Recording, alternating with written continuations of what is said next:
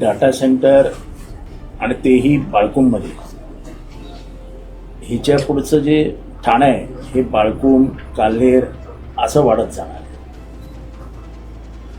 त्याच्यामुळे ह्याचा जो पर्यावरणाचा धोका आहे आपण लक्षातच घेतलेला नाही आणि जगामध्ये आता ह्याच्या विरुद्ध आवाज निघाला. वर्ल्ड हेल्थ ऑर्गनायझेशननी पण ह्याच्या विरुद्ध काही प्रश्न विचारले आणि केवळ ॲमेझॉन नावाची फॉरेनची कंपनी येते, अजून आपल्याला पांढऱ्या कातड्याचा नाद काय आपला सुटलेला नाही.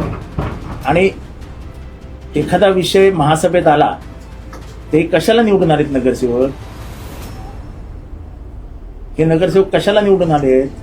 तुम्ही सुप्रीम कोर्टात जाता, 2800 कोटी रुपयाचा TDR देण्याचा काय बोलाचाली करता.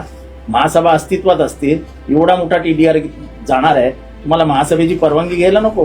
कायद्यान्वये तुम्हाला महानगरपालिकेचा 1 रुपयाही खर्च करायचा असेल किंवा द्यायचा असेल किंवा उलाढाल करायची असेल तर तुम्हाला महानगरपालिकेची परमिशन घ्यावी लागते. फॉरेस्टमध्येही तसंच केलं. या ॲमेझॉनचे 50 शेल्टर आले. या शेल्टर खाली काय 50 अधिकारी नेऊन बसवणार आहात?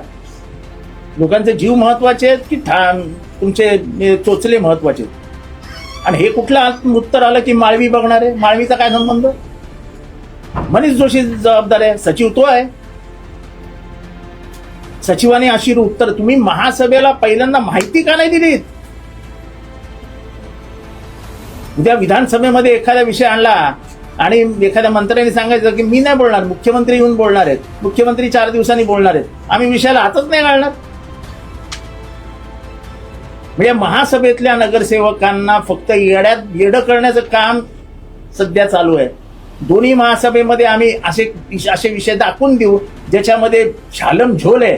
त्या झोल लपवण्यासाठी म्हणून यांना विचारांना सगळ्या नगरसेवकांना अंधारात ठेवण्यात येतं. नगरसेवक काही इतके डीप जात नाहीत की या विषयाचा गोष्ट. 50 शेल्टर कशाला देणार आहेत अमेझॉन? काय कारण काय? एकदम त्यांना कुठलं प्रेम आलं ठाणेकरांबद्दल? आज ठाण्यात तसंच पाणी कमी आहे. मानता की नाही ठाण्यात पाणी कमी आहे? एक तरी पत्रकार सांगेल का ठाण्यात पाणी आहे म्हणून? मग असं असताना 12 MLD पाणी दररोज द्यायचं. आणा ना, गव्हर्नमेंटकडनं आणा 12 MLD.